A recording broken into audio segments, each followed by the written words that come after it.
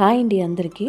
ఈరోజు మనం చపాతీలు మెత్తగా పొరలు పొరలుగా వచ్చే విధంగా ఎలా తయారు చేసుకోవాలో చూసేద్దాం. ముందుగా ఒక బౌల్లో 2 కప్పుల గోధుమ పిండిని తీసుకుందాం. ఇప్పుడు తగినంత సాల్ట్ని తీసుకుందాం. 1 కప్పు నీటిని తీసుకొని పిండిలో కొద్ది వేస్తూ కలుపుకుందాం. పిండిని బాగా సాఫ్ట్గా కలుపుకోవాలండి. గట్టిగా కలుపుకుంటే చపాతీలు అనేవి గట్టిగా వస్తాయి, ఆ స్మూత్నెస్ ఉండదు. సో పిండిని ఇక్కడ చూపించిన విధంగా సాఫ్ట్గా కలుపుకోవాలి. ఇప్పుడు కొంచెం ఆయిల్ని యాడ్ చేసుకొని బాగా కలుపుకోవాలండి. ఈ పిండిని ఒక అరగంట పాటు పక్కన పెట్టి ఉంచండి. పిండి ఇలా నానటం వల్ల చపాతీలు బాగా సాఫ్ట్గా మెత్తగా వస్తాయండి.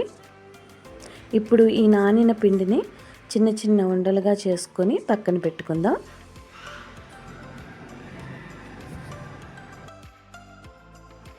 ఇప్పుడు ఈ విధంగా పొడి పిండిని చల్లుకోవాలండి.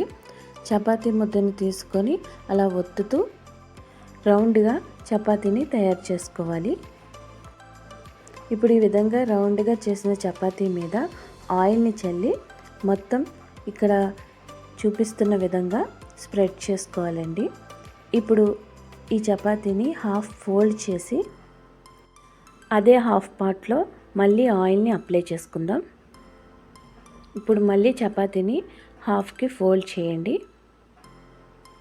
ఇప్పుడు పొడిపిండిని దానిపై చల్లుకొని చపాతీని ఒత్తుకోండి.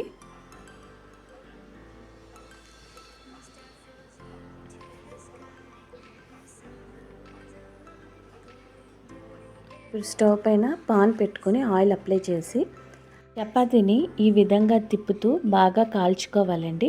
అలా కాల్చుకున్న చపాతీని తీసి పక్కన పెట్టుకుందాం. అంతే అండి, సాఫ్ట్గా పొరలు పొరలుగా వచ్చాయి చపాతీలు. మీకు కూడా నచ్చితే ప్లీజ్ లైక్ చేయండి, సబ్స్క్రైబ్ చేయండి. బాయ్.